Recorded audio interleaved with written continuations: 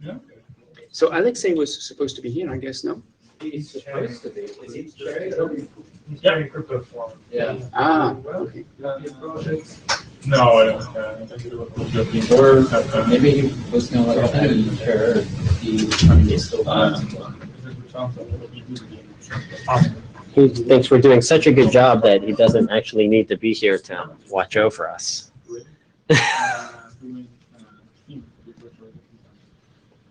So do not call me adults. I really held that one.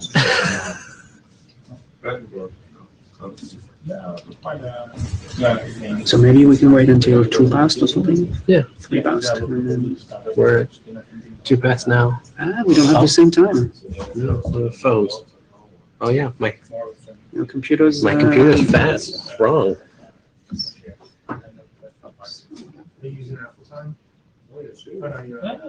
No. All the Macs are using almost 60 other people. The Apple CDN. I was 7 years when I changed. I don't know if that's how Yeah. So it's all the way. Yeah, I know, we know, but I don't know the place is supposed to All be. right. Welcome. Salut Frédéric. Then we're not supposed to tell everybody.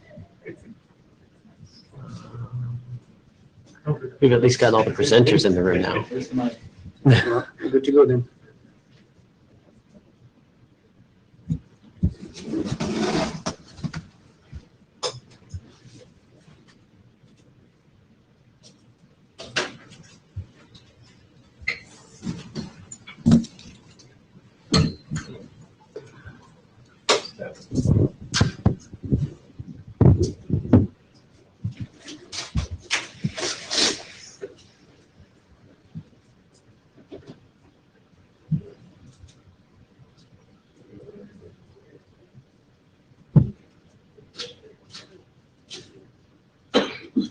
This is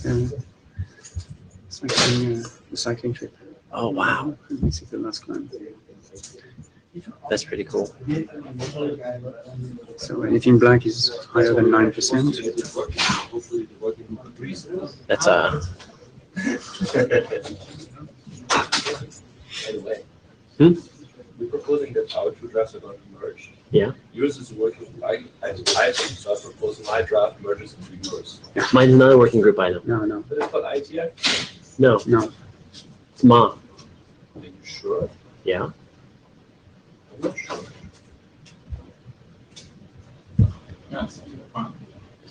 It's draft Ma, right? Where did I get the IETF from? Yeah, okay, then it doesn't matter. Oh, this is wrong. Fine, see? Oh, I typoed this. Hold on. I can Oh, edit. yeah, you're working group? I can. So this is somewhere, right? That's a typo. It's got to be Cdni, no? Draft Ma, Cdni Oh capabilities. yeah.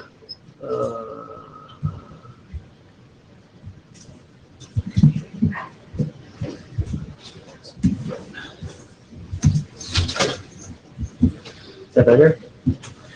Maybe it's wrong on my slides as well, but that doesn't matter. No, because I had draft IETF Cdni and I changed the wrong one to Ma. And it's just that.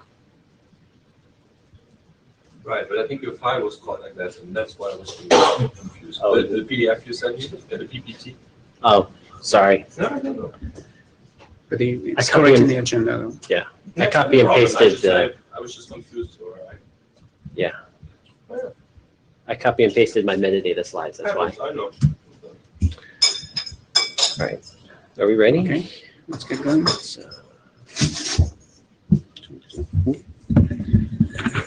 All right, welcome everyone. We're starting.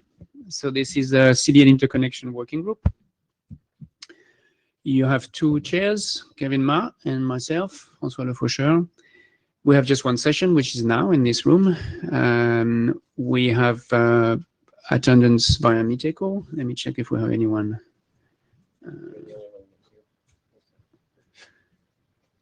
I see 3 participants here. No, there's 2 people. Well, no, 1. It seems to be one person and 1 Meet Echo attendance. Oh, that's you. Okay. You are everywhere, huh? Would you like to monitor Meet Echo for us? Me echo or? Or the Jabber? Yeah, I can do that. Okay, thanks. I'm monitoring for myself. All right, and we have a volunteer for minute taking, which is Ray. Thank you, Ray. The blue sheets are already circulating, so make sure you catch them. The usual note well, which I will not read, but you can have a quick look. And you know it, right? So it's got to do with IPR. If you know anything about IPR, read the note well, and then you'll decide whether that matters or not. The agenda, it fits on one page this time. It's all here. So we had planned to start with agenda bashing and introduction, then give our usual document status update, which, there's been quite a lot of progress since last time, so we'll be happy to do that. Then we had planned to talk about Cdni metadata, the footprint and capabilities advertisement interface, then request routing redirection, then URI signing, and then HTTPS delegation between interconnected CDNs, and then closing remarks. Hi, welcome, guys. So with respect to the agenda, we'd like to change one thing, which is we would like to, and Ray, that matters to you, we'd like to probably start with URI signing, because Matt, who's present here, we'd like him to be part of the discussion, and he has to leave. Oh, you don't have to? So we can just stick to that agenda. Right. Okay, so we'll don't have this requirement anymore. Does anyone have any comment on the agenda? Anything you'd like to change? Anything that's missing? Or everybody happy with it? Okay, everyone's happy with it. So let's give the update of the documents. So that has not changed since last time. These are all our RFCs already.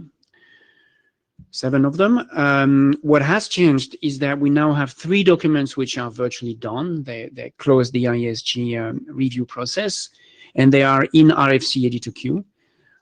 2 of those have a dependency on Cdni metadata. So they are sitting there waiting for that document anyways. We'll see that we have good hope for the metadata document to progress shortly. So hopefully that will unleash the flood of Cdni documents. And there's also the Cdni logging interface, which is not waiting on any reference, but is just waiting for the RFC editors to get onto it. So that's all very good.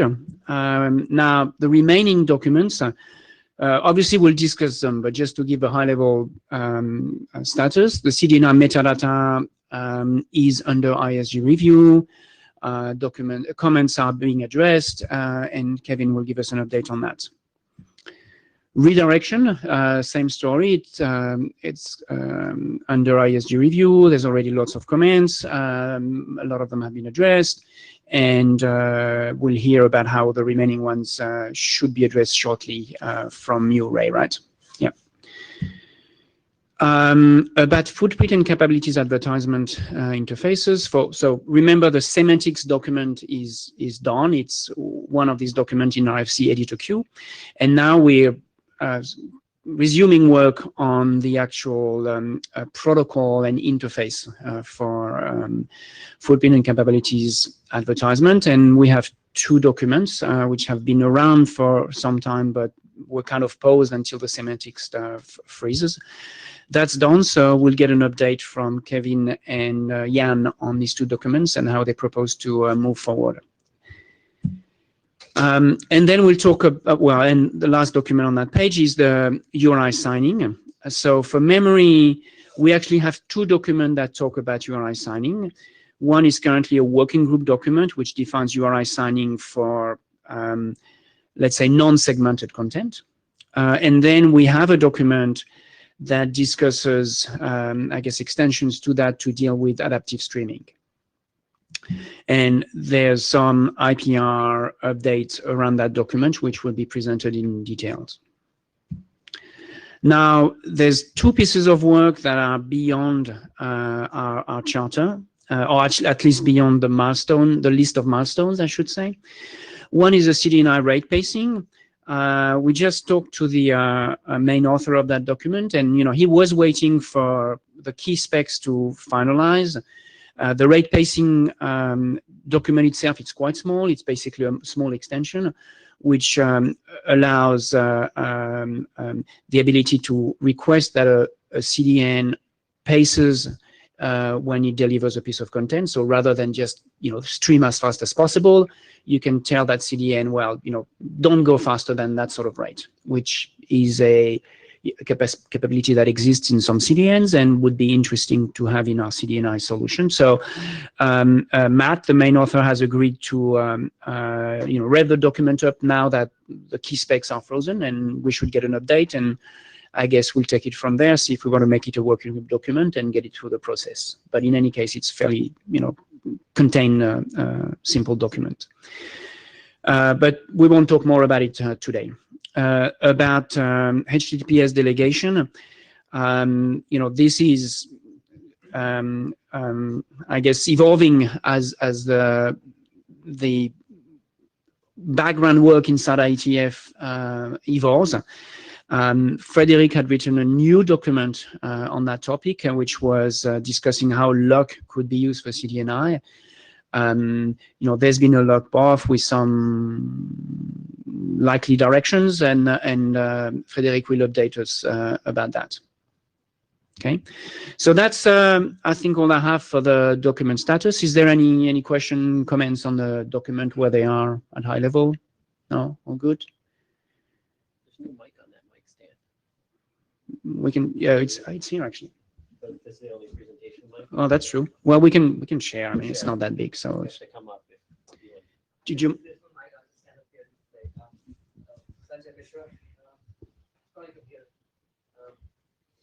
The last slide you mentioned about the lurk bar, and I'm sure you are aware that the lurk bar itself was not approved.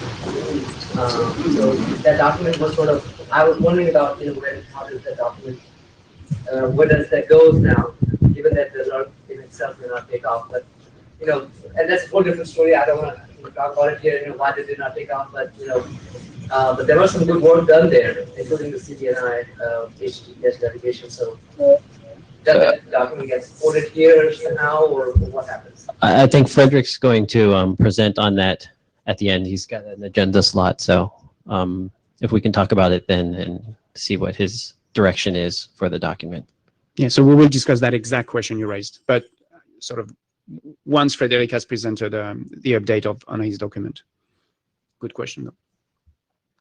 Okay, so let's get onto the agenda. And the first document to be presented is Cdni metadata, and Kevin will do that for us. Am I supposed to stand somewhere? There's no box in this room, so. You don't have to stand somewhere for me, Teko, yeah. It's pointing at us, and all right. So I'm just gonna sit, if that's okay with everybody. So there were a bunch of new revisions since the last IETF. Most of these were based off of early comments from the AD and all of the IESG comments that we got. So we put out 6 new revisions.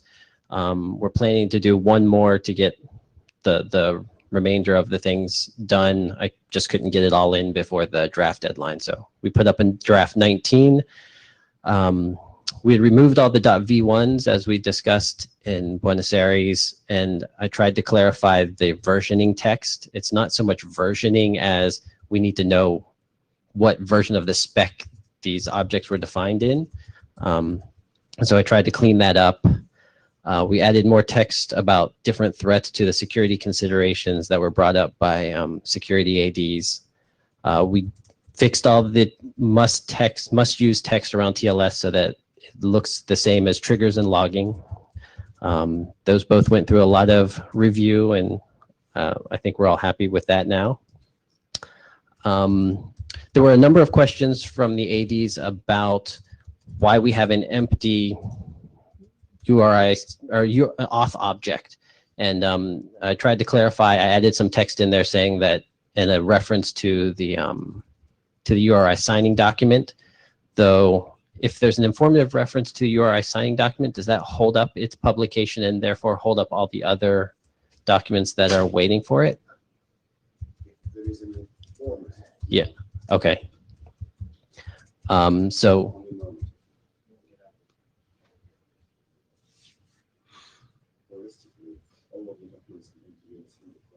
right. So, okay.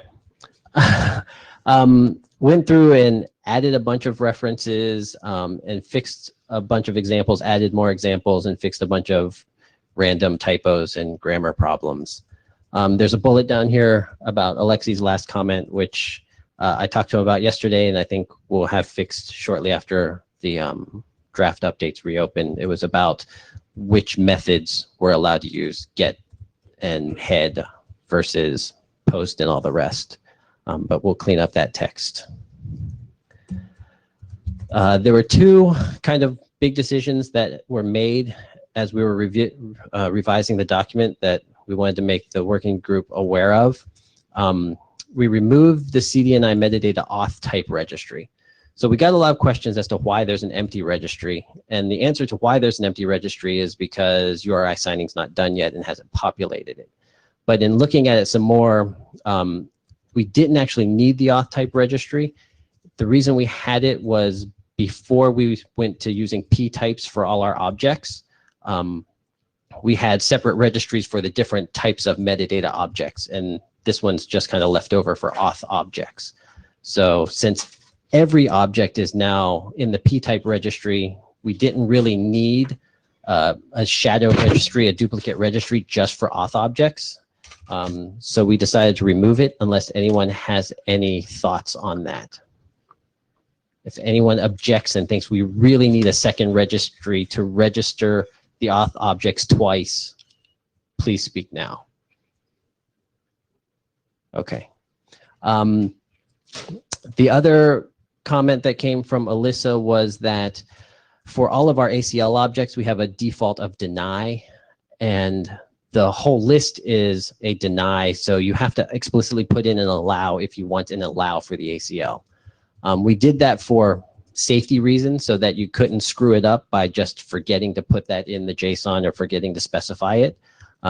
We felt that that's the better way to go, and that having to put allow in the JSON didn't really add that much more overhead. But if anyone has a strong performance issue with us requiring you to put the word allow in, we were willing to take that into consideration. I'm going to take that as a no, and we're going to keep that. So there's one open issue that we have that I found when I was revising the versioning section. The structural metadata does not have explicit versions in the JSON.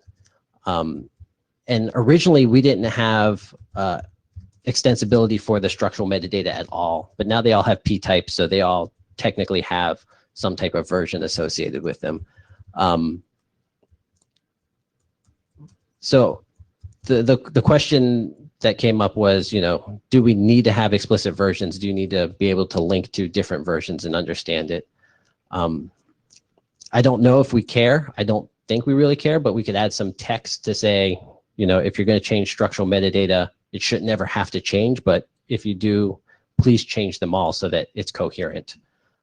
That would be my preference, but if we wanted to in some way make inside the JSON explicit what the P type is for each of the structural objects, we could do that. I don't know if anyone here has an opinion. If not, I'm just going to say structural objects are there, version them as a group. If you ever want to change this, be very careful not to screw up the path stuff and just do them all. If no one has any problem with that, I'll send an email to the list as well. All right. So as for next steps on the document, I'm going to try and finish up the edits that are in my to-do list. And after that, I think we're good to go. And then we'll send it back to you, Alexi. Is that metadata? Do you want a mic? So yeah, basically the main issue was that there were downrefs, which I didn't call out in IETF last call because I didn't get the shepherding right up and I didn't check myself. So I think collectively it's our fault. So anyway, I think all of your changes, I'll just double check that it's nothing particularly significant. I don't think most realistic case is I'll just email ISG saying there are some minor changes to the document. You already all approved it. I'll just approve it. You know, please object within a day or something like that. So realistically, post a new version, I'll double check it, and it probably will be approved very shortly after that. Okay. Thank you.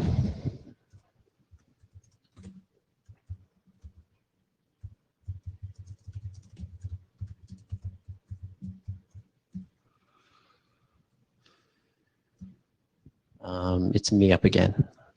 So we had the background information on the footprint capabilities advertisement Francois went over. This is my original capabilities draft that we had decided was going to contain the object definitions for Cdni capabilities. There have been 2 revs. I've been trying to keep it in line with metadata and logging as we've been revising them through the IESG comments. So here's a list of changes. I updated a lot of the stuff related to p-types. But then also as we went through the IESG comments on semantics, we changed it from informational to proposed standard and moved a lot of the object definitions into there. Originally it just had a base object, but it was kind of wonky because it had the base object but described stuff and then didn't tell you what it was describing. So we just moved most of that stuff into there. And that's ready to go and just waiting on metadata, which is going to be waiting on URI signing. But the only thing that's actually left in there where we had some additional footprint types for Alto and the registration of the Alto media types that that are still left. So as next steps, I still need to update those with the latest changes that happened to metadata last week. And then the security considerations section is out of date as well. I was going to update that. But ultimately, I think at this point, Jan's up next, but Jan and I have been talking about how we can merge the 2 drafts together now that a lot of the Cdni specific stuff has moved to semantics and most of this is Alto specific. It seems like it makes more sense to have it in one draft. But I'm going to hand it over to Jan. This is my last slide. By the way, I sent you your slides via email just now because I really have your draft name wrong in my slides, but I guess it's fine. I'll upload them after. All right. I'll change them after, but So yeah, there's an expired draft called ZDoF CDN Request Routing Alto, which is the one you were just talking about. So next slide. So just a reminder, we haven't been talking about this for a while. So here's just a reminder of the history. We used to have 3 documents. One was a semantics draft, and then Kevin had a draft that specifies the JSON object, and I had a draft that specifies how to transport that JSON object, the FCI JSON object, via Alto. As Kevin was just mentioning, up till now, we were basically focusing on the semantics draft. We wanted to get that one done. So I haven't updated this draft in quite a while. You have recently started to update yours, but basically we were focusing on that one. So next slide.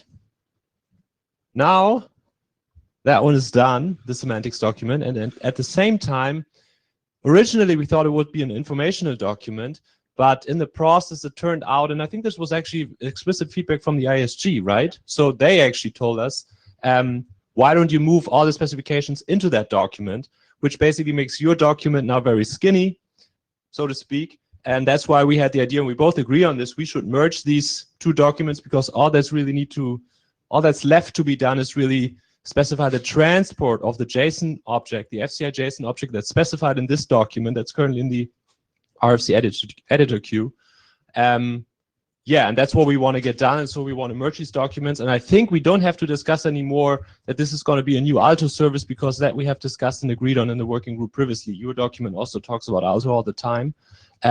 So another question that came up is, should we continue this work in the Cdni working group or in the Alto working group? We are currently discussing with the area directors. We have an email thread on that.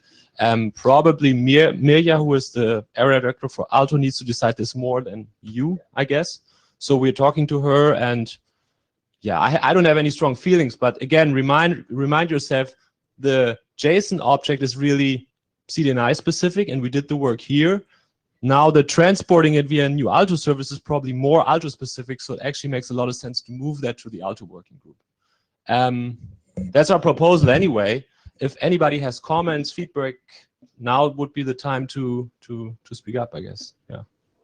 I guess I'll throw in my 2 cents in. I also don't have a strong feeling, but it seems like most of it is much more Alto specific now. So it seems like it makes more sense to push it over to the Alto group so that it gets the right eyes on it. The objects are already defined. They're just going to transport them. Hi, Lyle Bird, Sprint. Just wanted to say, I think you're probably on track with it moving a bit over to Alto. We actually at Sprint implemented the SCI map in the process in April. Took about 4 days or so. Doing well in terms of the design and everything else. Working with a few partners.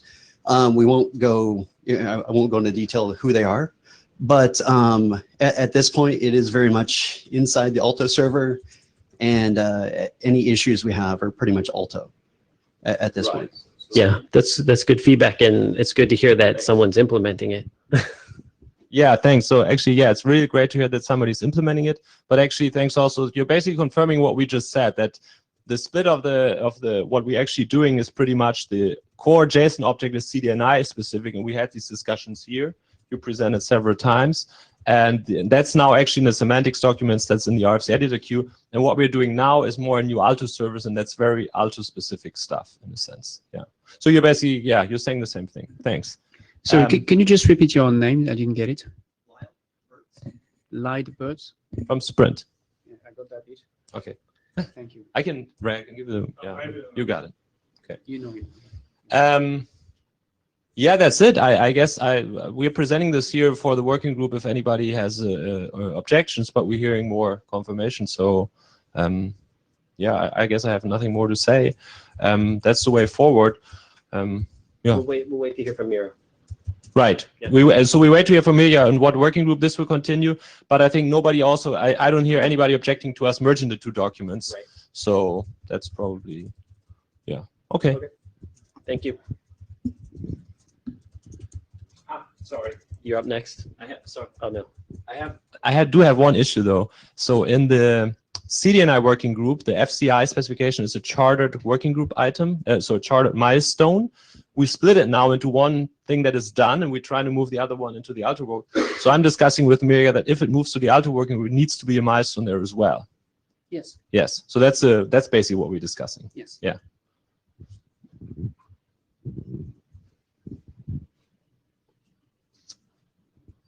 Ray.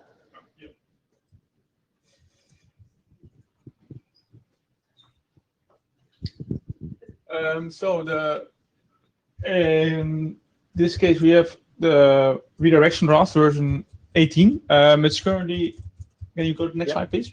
It's currently it's been under review, I think, for quite some time now, right? It's been 2 meetings. We have one major thing left, and it has to do with privacy. As you guys are aware, I think we presented it in the last meeting. One of the things is that what this draft actually does is it specifies an interface that allows an upstream CDN to tell the downstream CDN, I've got a sort of an incoming thing from a client, and this is his IP address, and there might be some other information in there. And what it will do, it will send that information to the downstream CDN. And obviously, this has some sort of privacy implications. So what we discussed yesterday with Stephen, if you go to the next slide, Kevin, we had a meeting with Rich Sauls and Brian Kreml. I'm not sure whether they are in the room. No, I don't think so. to see what we can do about that. And I think we all agreed that it's not an option to just say in the draft you shouldn't send anything to the downstream CDN, because that will effectively mean that the downstream CDN is not able to make a good informed routing decision. So what we need to do is we need to come up with some sort of text that basically says, okay, you should only tell the DCDN the information that you actually need for this specific type of request and not anything else. So we had a talk with Stephen yesterday. We came up with some text. It's on my mailing list if you want to if you want to check it out. I didn't include it here in the slides, but you can check it out. I think it's not that it's not a big problem. I think basically what it says is what it says over here. You should only send information that the DCN definitely requires to be able to make the redirection decision.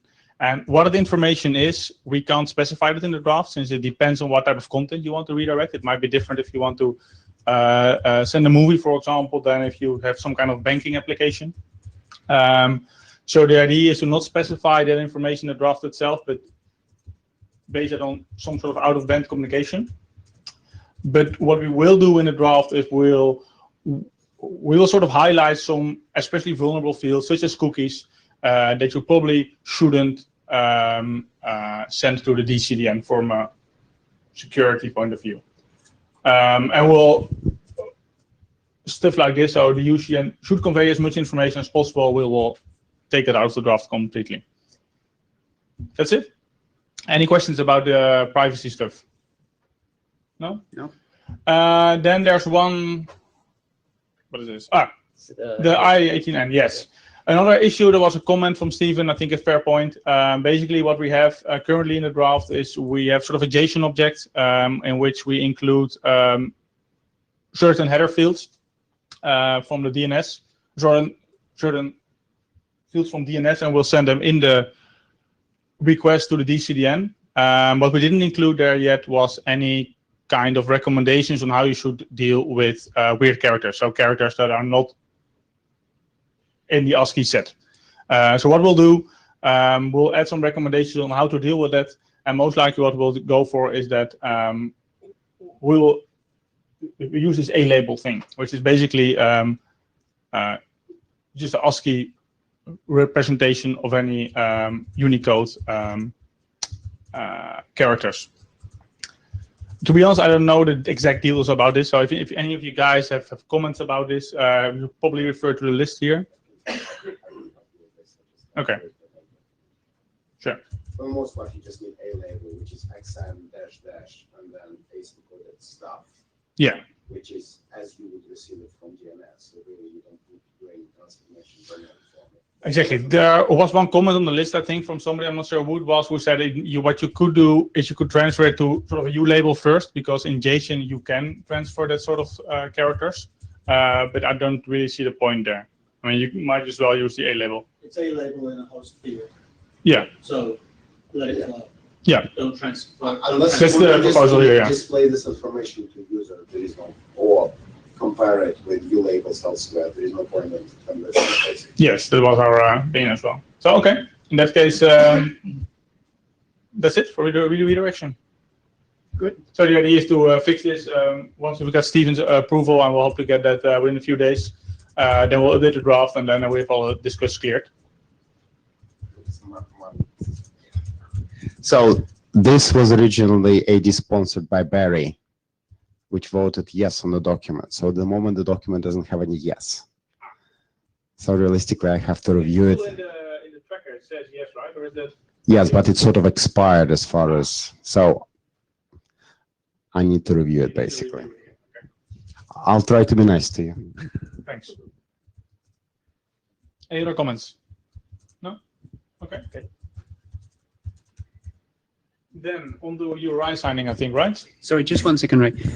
There's a few people that walked in, and I think they haven't signed the blue sheet. So I'll, if you can just circulate it and have the new people sign it, that would be good.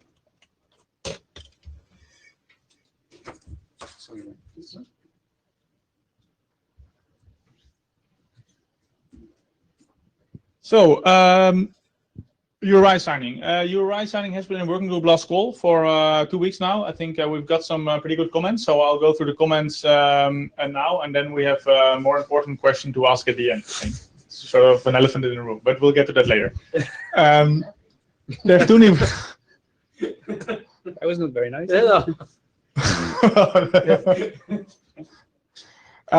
We had 2 new versions posted since Buenos Aires. Basically, the most important things we addressed there were a lot of comments from Leafville and Gensho based on what they did.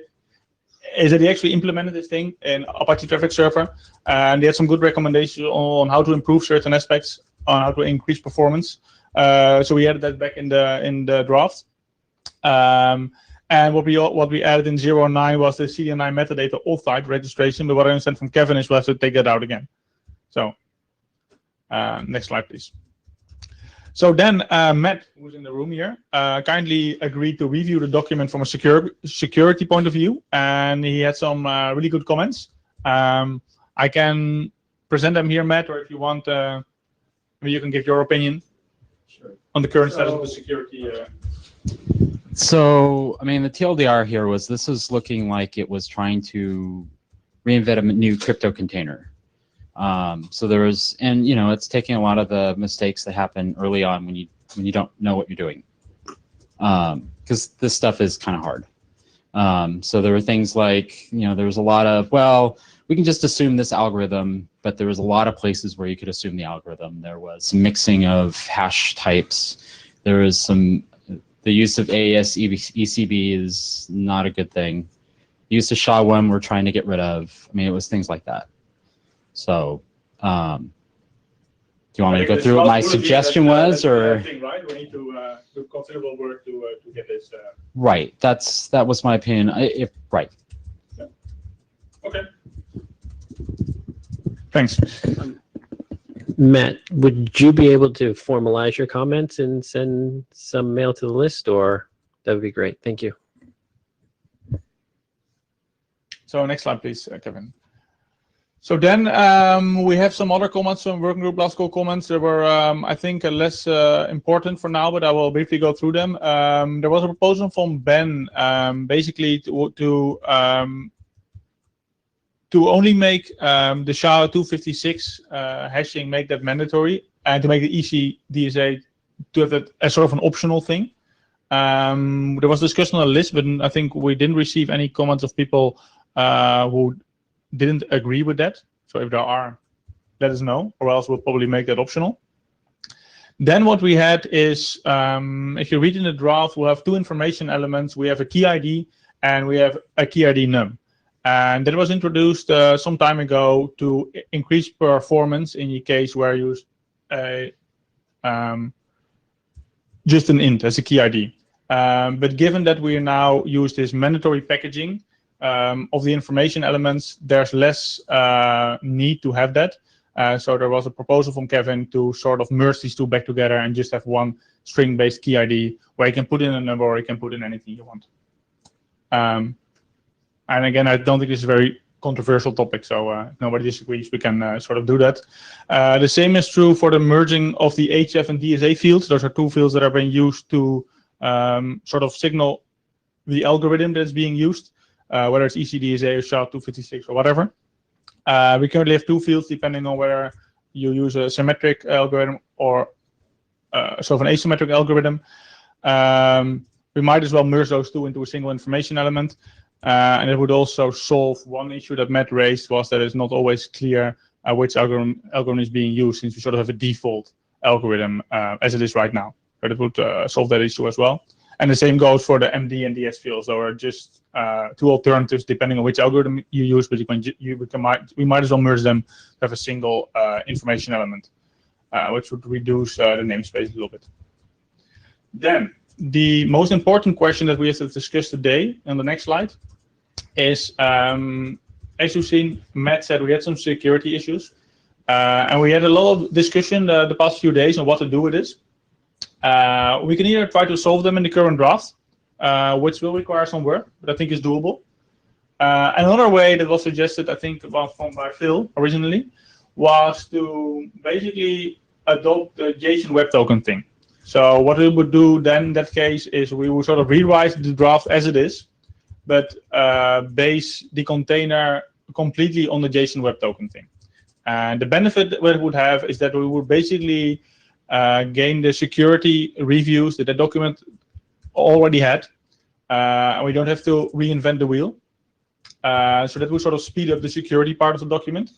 On the other hand, it would require significant rewrite of the document. I mean, quite now, the document is quite far along. We're in the workgroup last call, but this will basically mean that we have to go back a few stages.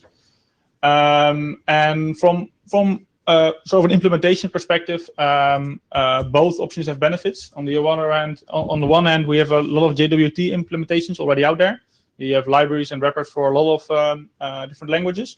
On the other hand, the Apple guys, they already implemented the current version of the URI signing spec, so they would have to go back to that. So I'm not sure if there's anybody. I think Gancho is on the Meet Echo, so I'm not sure whether Gancho has any opinions on this. So basically, what are your thoughts? I mean, do the benefits of going in a new direction, do they outweigh the costs of rewriting everything? What is I have a minor comment on the statement and probably delay it. So it's not obvious to me in the sense that on some document in this working group, going through ISG review has been the longest part of the process. So getting the document ready from the working group is not necessarily the most difficult step. Sure. It would certainly arguably delay the document coming out of the working group, but not obvious that translates into a coming out later of the whole process. But so more generally, myself, I don't have a strong opinion. I mean, to me, they're both valid technical options. I even thought of, should we do both? Thinking about that, I think doing two options is not a good idea. So I think, unless someone wants to argue that, we should probably agree that we don't want two solutions.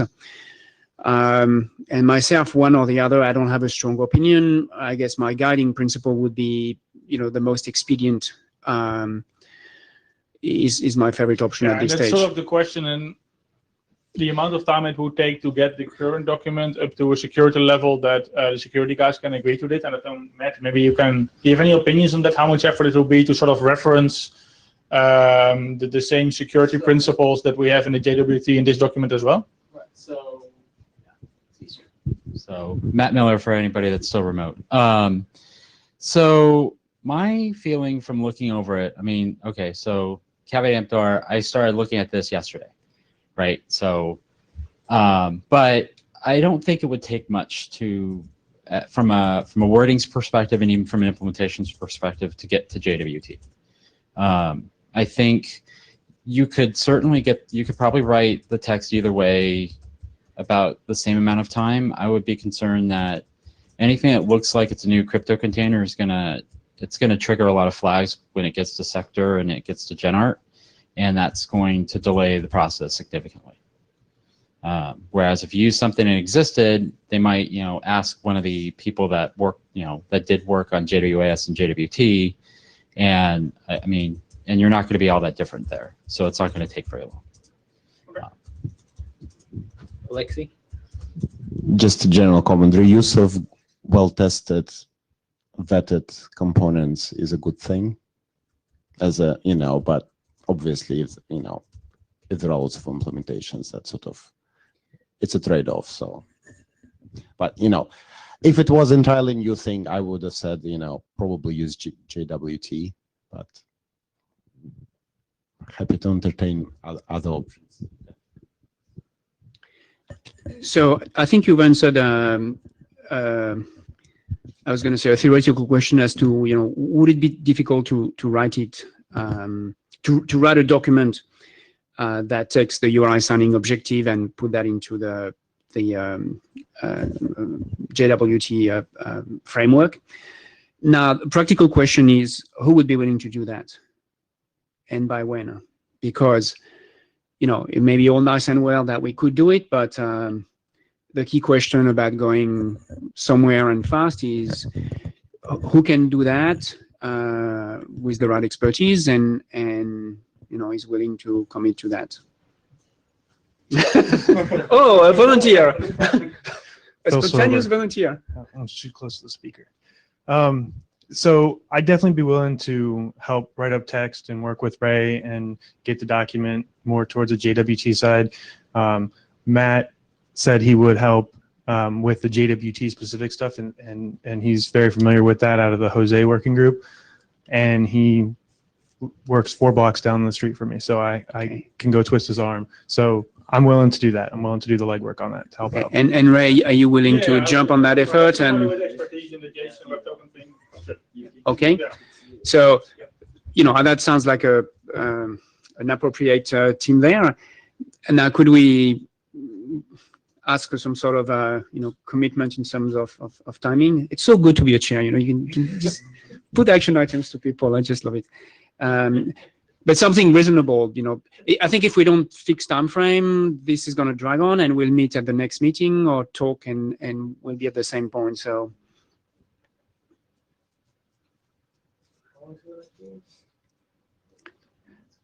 I mean, I don't think we should wait for the next meeting to have this document. I think we should have it reviewed by the next meeting and maybe close at the next meeting or something. I guess it's summer anyway, so 2 weeks is better. yeah. 2 weeks. I don't think I could do 2 weeks. But I don't know. I mean, Ray's got more experience in doing. I can work with you guys on the text for the Cdni specific stuff, but I really need your help with the the JWT thing. So I'm happy with saying first version, and maybe we can go for a month or something, six weeks, sort of like that. Because I would like to get the document sort of on sort of a track that at least during the next meeting we have something considerable where we say, okay, maybe we don't necessarily need to go finish it off, but it's sort of relatively stable. Which means one extra iteration before next time. Yes. Yes. So maybe that would be beginning of September for a document. I can do that. Yeah. Okay. Okay. And Matt, Gancho says he could rewrite the implementations for JWT/JWS. Okay, that's good to hear. Yeah. Thanks. All right. Thanks to the people who are going to do the significant work out of that. Okay. Good. Is there any more? Yeah, I think we have one more slide where we can basically say, okay, whether you want to adopt it, yes, so we have to rewrite the draft. And the second bullet here, we can probably delete it. Just as a logistical question, we end the last call and wait and do another one after?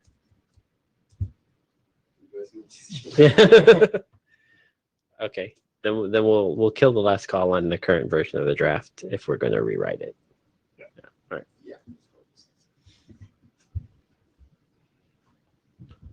Ray, you're up again. Yeah. Then the URI signing specific thing for segmented content. So I've been presenting this topic for a couple of meetings now, and up until now we've had a long discussion about IPR. Before we get to that, let me first recap what the idea is of this document. Basically, URI signing, as we've specified it right now in the main URI signing specification, does not work for segmented content, so dash HLS, that sort of thing. And that has to do with the fact that you have sort of a manifest file where you do the sort of redirection from. So there's no link between the content provider and the CDN, what you normally have for a normal type of content. You get a manifest and then you have the URLs. So what this document does is it basically specifies an extension for the main URI signing document that allows for the chaining of tokens between subsequent segment requests, so that you're able to, if you have sort of a certified way to get the manifest, then you can always get the segments as well, and have those requests be sort of authorized by the CDN instead of what happens right now, where you only the manifest is the thing that you can sort of authorize, and the rest is just free for all. What we did is that since the 0.3 version, we've restructured the algorithm section. Basically, what I can do, I can explain what we changed here. But the important thing is we'll have to change it again, I think, for the JSON Web Token thing. So I don't think it's really makes a lot of sense to go through the detailed changes here. What is important is that we've got a new IPR disclosure, sort of an update on the last one, which is royalty free. So my hope is that this will resolve all the IPR discussions we've had in the past months around this document. But maybe yes, I just want to clarify one thing on the IPR, because there is a sort of administrative issue in dealing with the IPR statements from KPN, and they've been trying to basically remove the old IPR statement, but it still shows up. So you know, what I understand is that it's been gone since yesterday or something. So the Okay. people at the IPR bureau, whatever, finally, they finally found Okay. the bug or something, and so they removed it I'm now. gonna check. But I think you are clear on that, Alexei. We discussed. Remember, Apparently, there was some kind of problem in their system where the mail, where the mails bounced or something. I don't know. But apparently, it's been resolved, so it's now been removed from the thing. So next step, what I wanted to suggest was to adopt it as a working group document, since we've got the IPR issue resolved. Of course, this document will have to be written alongside the main URI signing spec, the web token thing. So I'll leave it up to the chairs to decide what we want to do here. I guess the other option that's not listed here is originally this was part of the working group document. We split it out. There is an option of merging it back in, as opposed to adopting a second document that's just going to rev it.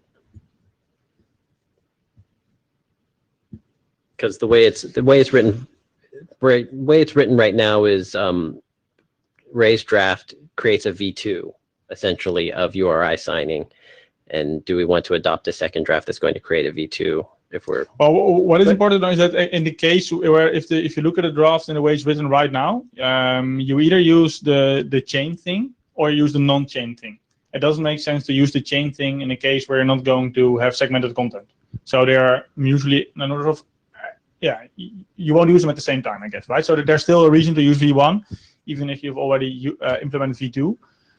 If you go for the JSON web token thing, I'll have to go back and see if this still makes sense, or if it's more of a thing where you can use, where basically the same algorithm is used to generate the segment, to generate the token. The only thing that will be different between the main version and the additive streaming version is the way you transport it. In the main URI signing spec, you transported sort of in a query string, but in the additive streaming case, that's not possible. So you will transport it in a cookie, for example. That part will still be different, right? But from the two use cases. But the algorithm is the same, so we can merge that back in. Yeah. Right? Could you just offer two different Yeah. transports or multiple different transport? I think we can. Yeah.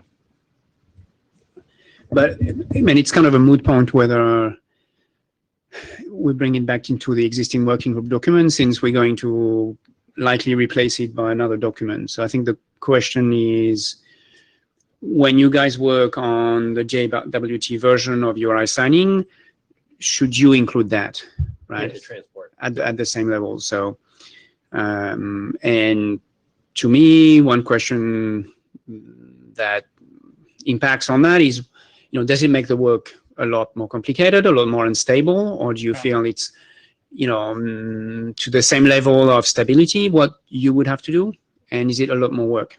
What do you think about that? To me, it's just another way of transporting the thing. That will probably be its own section. So whether we place that section in the main spec or whether we split it out into a separate spec, it doesn't make that much of a difference. I think we just have to see. Let's try to see if we can move it in the same document. And if at some point we figure that, well, maybe this is delaying the thing or making it more complicated as it needs to be, then we can always That's a good plan. do an update of the current this spec. Yeah. So I don't think we have to, make any formal decision at this stage, since the next version will be of the JWT solution will be an individual's draft. Yeah, that's not something we decided, right? I mean, the JWT thing, we can make it as a sort of a new individual document, or we can just post it as a version 10 of the main URI signing thing. I mean, we don't necessarily need to make because a lot of the text will be the same. The entire, the introduction, the use cases, the information elements, most of that will be the same. It will mostly be the sort of algorithm, which will be different. But I expect the first, let's say, 8 or 9 pages to be the same, as will the last few sections as well. you have an opinion? I tend to agree that you can get away with keeping all the introductory text around why we do URI signing and what it's for, and the center part with all the 10 steps for how to generate the token is what really needs to change. Yeah, but, to me, having something accepted as a working group document means that the working group is comfortable with the key essence of the solution that's proposed. So the fact that you keep the 10 introductory pages, doesn't mean much in terms of whether it should be a working group document or not. Like, it sounds like it's, it's a change of fundamental technical solution, no? It's only the way it's carried.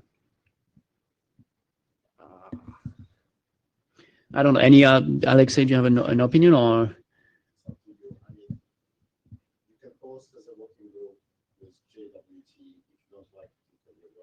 Yeah.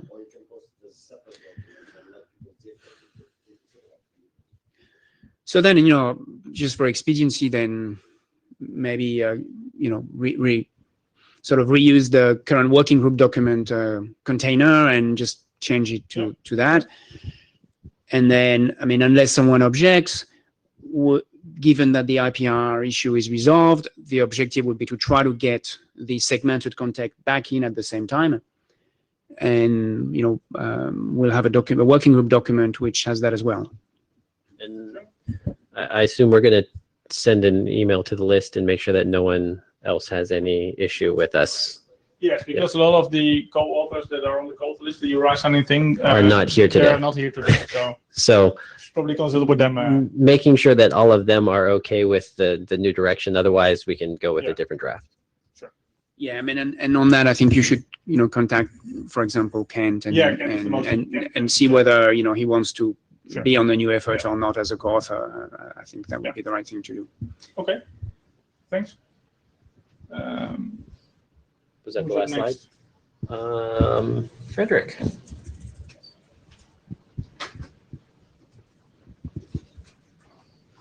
Thank you.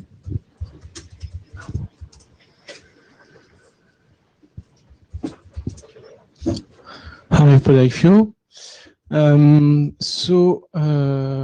Today I will present you the draft on lurk for Cdni.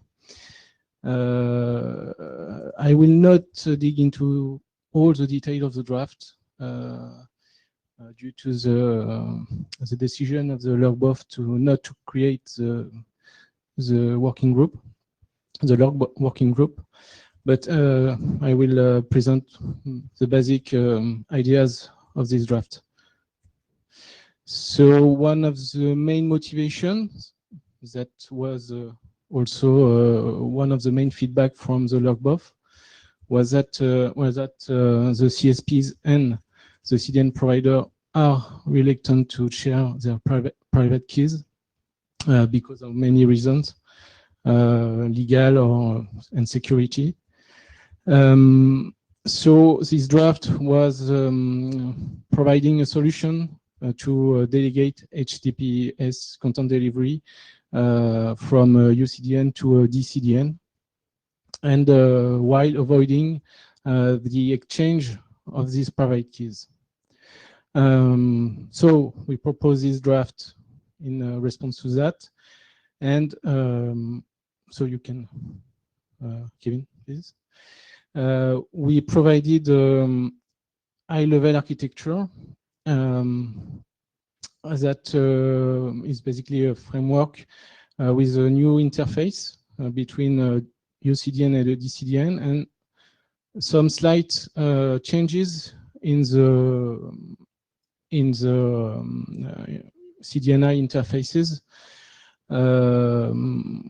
So this interface, basically this lurk interface, but anyway, it can be other kind of interfaces, would allow UCDN or a DCDN to request a UCDN for credentials or for, let's say, maybe some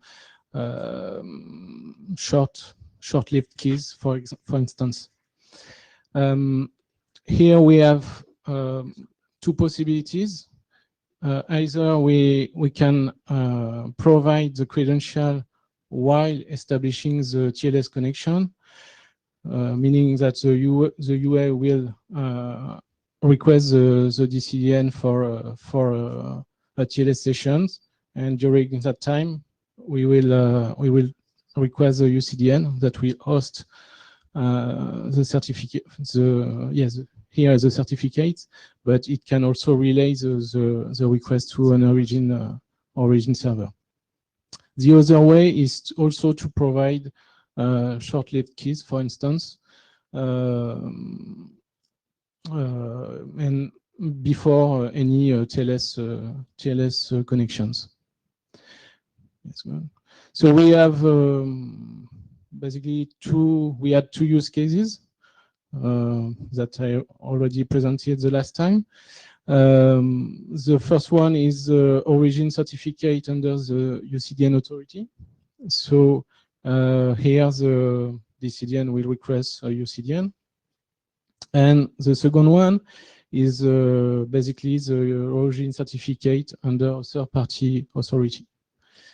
So here we have a kind of cascaded request to get the necessary credentials to establish a TLS session. So as a conclusion and next step, we can say that the LURC key server will not be specified, unfortunately, but we may think of other approaches that will be discussed at the IETF to provision, for instance, ad hoc certificates, meaning the short-lived certificates, instead of the credential or the key information. So two questions for the working group.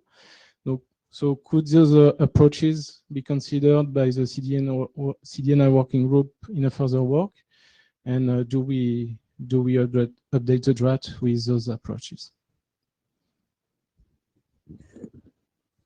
I think that, you know, we've said that we are interested in figuring out a way to do delegation with HTTPS, but that this working group is not going to be the one that should decide how that should be done in a cryptographically secure way, sharing keys or sharing certs or getting short-lived certs or what have you, right? Okay, but maybe there are some impacts on the CDNI interfaces, and we began to, let's say, study those requirements, and maybe those requirements could be I don't know, make part of further work.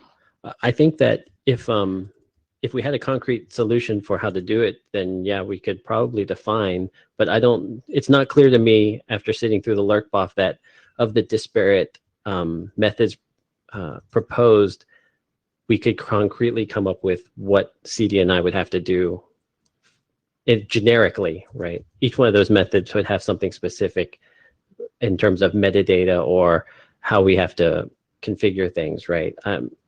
Unless other people have an opinion. That was just my take on the LURC versus short-lived certs. They would be very different solutions and impact CDNI in different ways.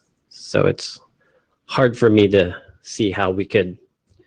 Certainly, if they come up with a method, we would be happy to look at it. But I don't know how we would specify it ahead of time.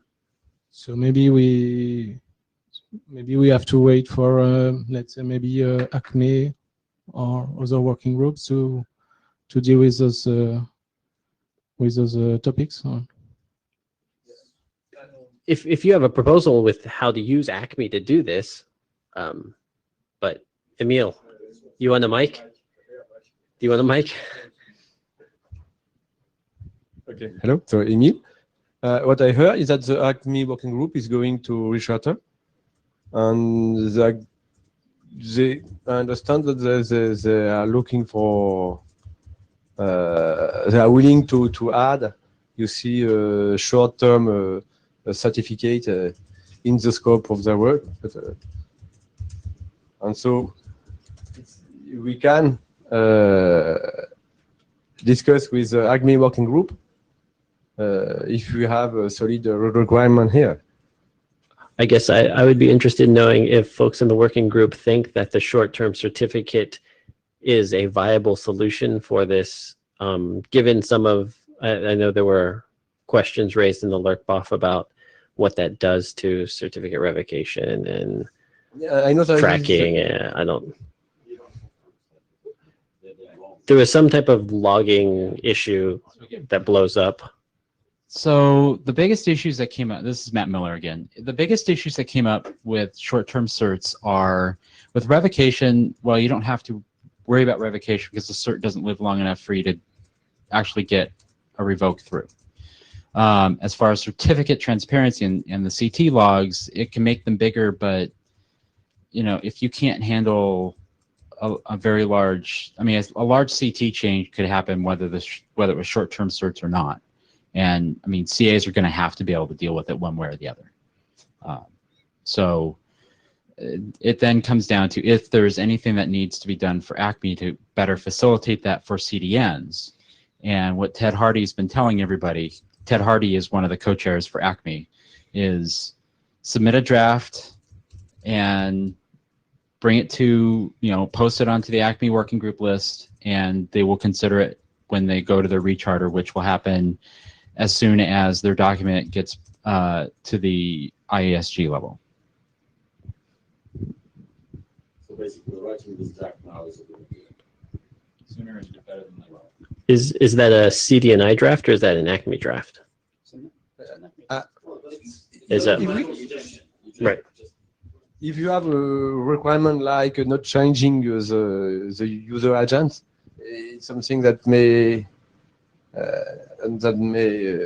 must provide them with, because there is another draft from ICA about a sub certificate. Yeah. On the option in this draft where you have to change the user agent. So if we have a requirement here that we want to put in this other draft or other working group, we have to write a document in Cdni. This is just my view.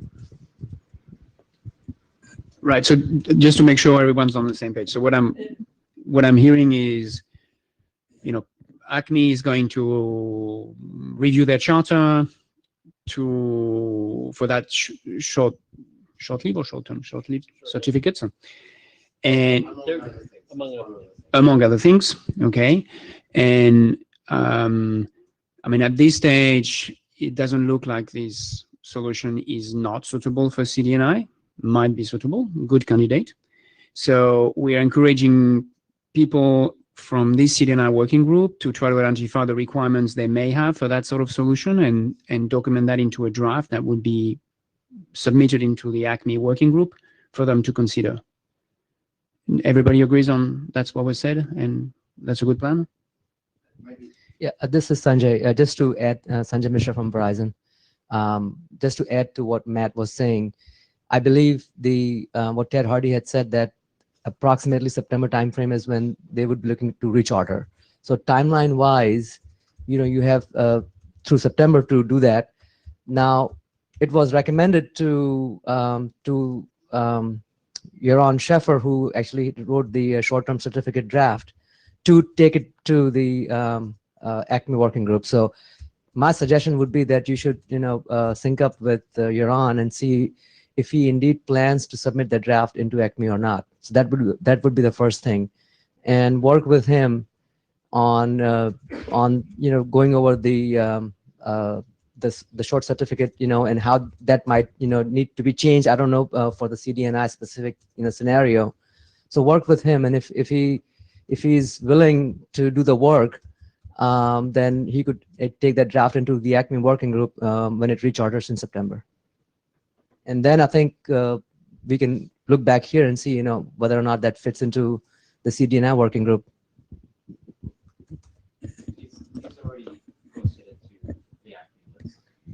Okay, so that's a progress then. So then, yeah, you probably want to look and make sure if that. But stating that this working group is interested in potentially out of this, as a Right. customer would be probably the same. Right. Alexi. Oh, Phil. Phil Sorber. Sorry, I just wanted to also mention another option that we didn't bring up. Martin Thompson has a secure delegation thing that he just. Yes, Okay. that's better. Yeah. I'm just going to keep everybody know. Yeah, and another option was, as Phil said, that we could use the blind cache options provided by Martin Thompson. Maybe it could, I don't know, maybe it could be a good candidate for HTTPS delegation. I don't know. I don't know either. I have read the draft. It's certainly possible. Would you be willing to? I guess there's two things here. One is summarizing approaches and whether or not there's value in doing that, and the other is if we think that ACME is a good approach, at least submitting a draft over there with our use case so that they're aware of it and it gets under consideration. Yes. Okay. Emil. So are you speaking about two works, one for the ACME working group and another for the Cdni working group to list the approaches? I mean, just to clarify. I'm not sure if there's value in listing all the approaches, unless, but there may be. I'm open to it. I don't. I mean, the Martin approach with blind caching is quite different from the Right. ACME approach. So, is there value here to put that in a document or? I think that's a good question for the group. Do we want a document that looks at different approaches? So how stable are these approaches? Because we kind of tracking a very fast-moving target here. We looked at one approach, and we said, oh, Lurk is coming, we'll follow Lurk, and now there's something else in ACME, and we said, let's follow on that, and then there's a new thing coming up, and we'll follow. So, I mean, one thing that's clear to me is that there's limited expertise in this group about what's the right security solution at high level. I think we can work on looking at a solution that's a good IETF approved solution and trying to adapt it or maybe feed our requirements into it if it's an early solution. But selecting what's the right approach at this stage, to me, in that working group is a very scary proposition. I think it's difficult. So, I would be tempted to, if the solutions are not stable, I would be tempted to say, well, why don't we just pause a little bit? I mean, and when there is a sort of stable solution for something that looks like it's addressing most of the problem, we can, resume the work. Now, in the meantime, I think there's good individual things that can be done by individuals. Like, if some of you are following the ACME work and ACME, the short-term certificate is a good possible candidate, then feeding our requirements into that is a good idea, right?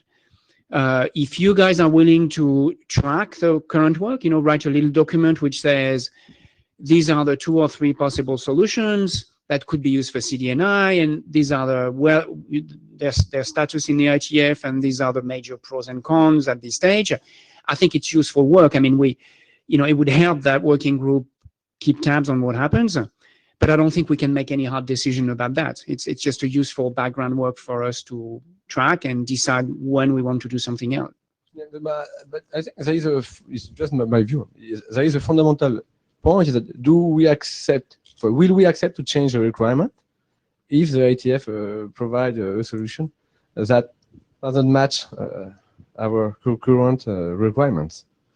I think you're asking whether, or maybe I think you're getting to a comment which is that we cannot just wait without doing anything because now may be a good time to feed our requirements. So I agree, this is what I try to capture by saying those would be more individual initiatives. Like going to ACME, I don't think we can say Cdni working group believes that this is the right solution for us, therefore we would like you to do this and that, right? Yeah, but the question is, do we go to ACME saying that we want a solution that does not require any change in the user agent? This is just an example, but... Well, I'm saying, I don't know who is we, and I'm saying, I don't think you can go to them and say, we, the Cdni working group, know that, you're working on the right solution for us. Therefore, we request that you do this and you do that. I think as Emil, you can go there and say, the Cdni working group needs a solution. This may be a good solution. If you want to address that solution with, well, the Cdni working group problem with your solution, then you would need to do this and that. It's hard to go to, to this working group speaking about the CDN requirement without the hat. It's not hard. You say, I'm Emil. I know everything. I mean, so I've just stated my opinion now. There's other people here, Kevin and Alexei. I guess I don't know that we as a working group have a full list of requirements, right? As to what we want the solution to look like. We don't have a document that says CDNI requires that the solution. We do? We have an RFC that has requirements, but it doesn't specify whether or not you're allowed to change the user agent to do SSL, does it? It is inside. Or TLS, sorry.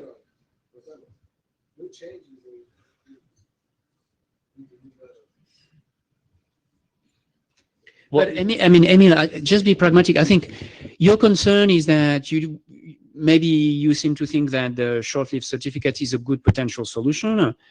Why don't you go there and maybe, I think if you were just able to articulate the relationship between the CDNI working group and their work, in saying, this is what CDNI needs, and maybe your solution could fit roughly that way. So it's a potential use case for the Acme new work item. I think they would be receptive to that. And if you say, we would have such and such requirements, they would listen to that. So I would encourage you to do that. But I don't think we can come up and say, the CDNI working group has decided that this is the right solution, therefore you must do this for us. That's what I feel. Matt. Thanks. So one thing. So if you guys are going to require changes to user agents, that's not an Acme thing. That's a TLS thing, because that's negotiation there. I mean, if you're going to require new bits in the TLS in what goes into a PKIX certificate, you're going to need to make sure that at that point it's user agent. That means it's a TLS client. You're going to need to make sure TLS, we've got TLS on board for that. If it's how the certificate gets issued, that's something that could go through Acme.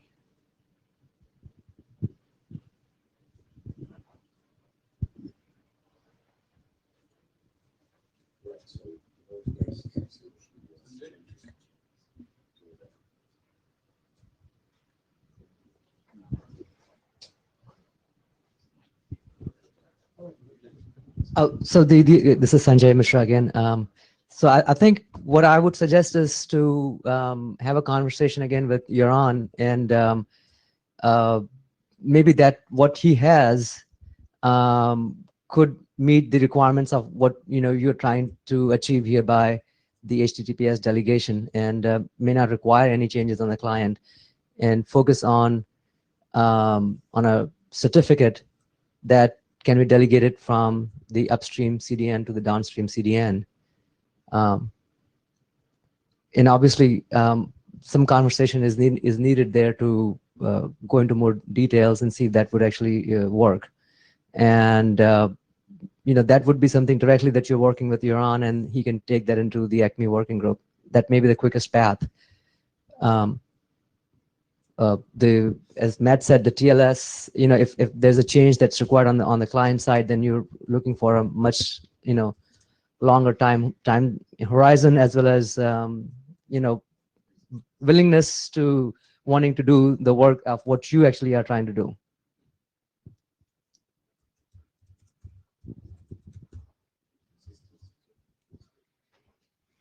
So do you encourage, let's say, studying in a high-level view both approaches, like blind caches and short-lived certificates?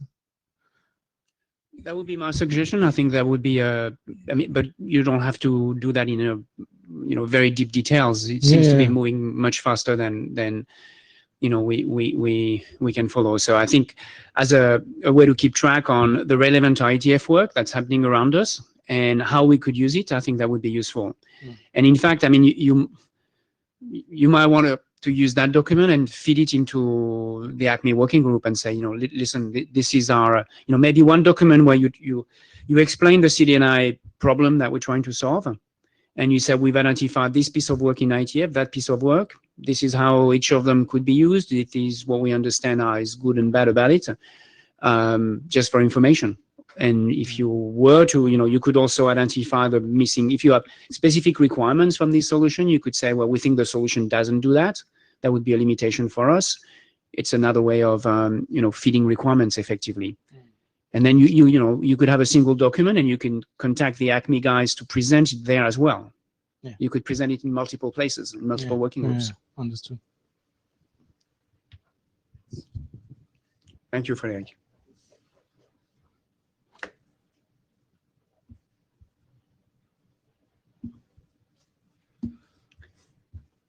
Uh, 10 minutes left. All right. So we're done with the agenda items. I mean, I don't have anything specific to add beyond that. Anyone has a comment, Alexei, on where we're going? Things you're happy AD or?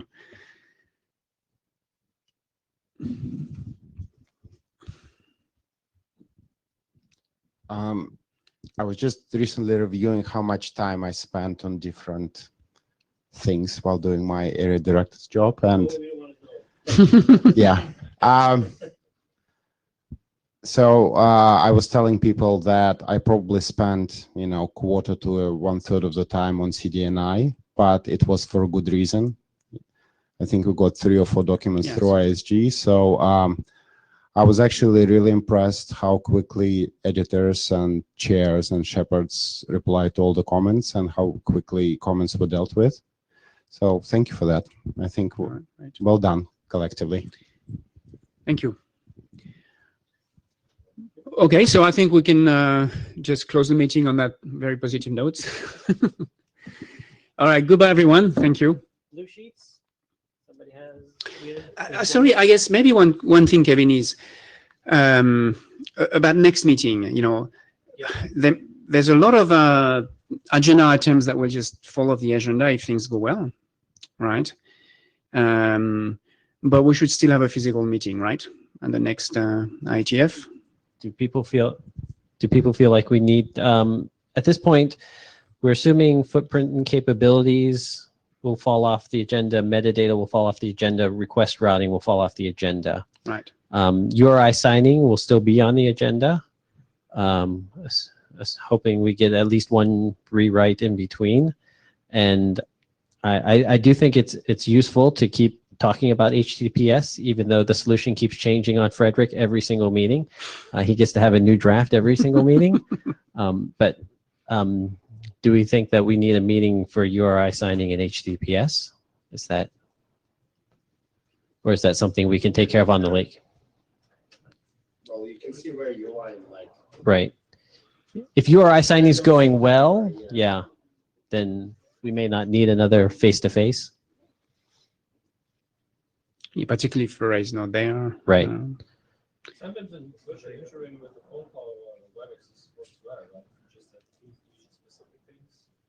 Yeah, we could also arrange. Was quite productive, actually. If it's not too much, if you have like 20 documents. No, it would be basically two topics. 2 documents, yeah. Maybe rate pacing if Matt wakes up.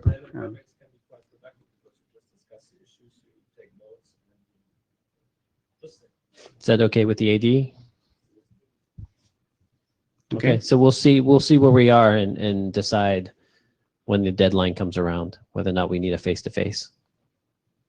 All right? All right, goodbye, everyone. Thanks, everybody. That second blue sheet, is there a second blue sheet out here?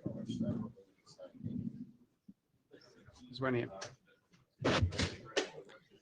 Good to see you. Yes. Sorry, I have to run. No problems, no problems. Oh, actually, no, I didn't sign up. Never mind. Okay. Good, very good.